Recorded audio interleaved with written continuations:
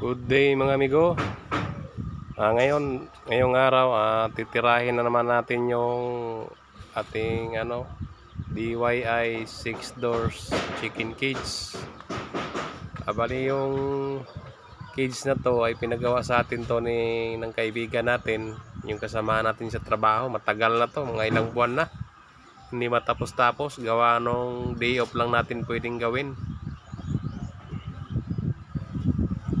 Kaya sabi ko sa kanya, imbis na ito yung ibigay ko sa kanya, yung luma ko na lang na chicken cage, yung 10 doors.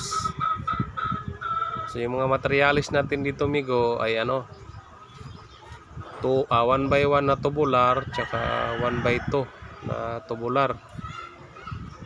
So 6 doors to mga amigo, 2 story. Yan, malaki ang niyan space. So ang dingding natin dito ay marine plywood, tsaka yung sahig ay plastic screen. So kulang na lang dito yun, tsaka yung pinto kulang pa. Yan, napakatibay niyan mga amigo.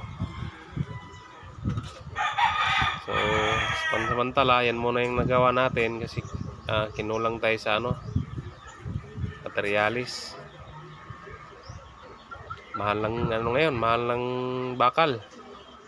Yan higit 2 dangkal yung lapad.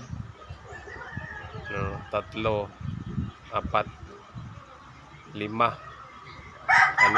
So bali 6 na 6 na kwarto. So diyan may pa yan, may sahig ko yan diyan para sa mga diyan may ipon yung mga dumi ng manok.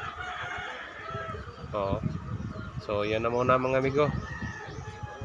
Keep safe, ingat, and God bless.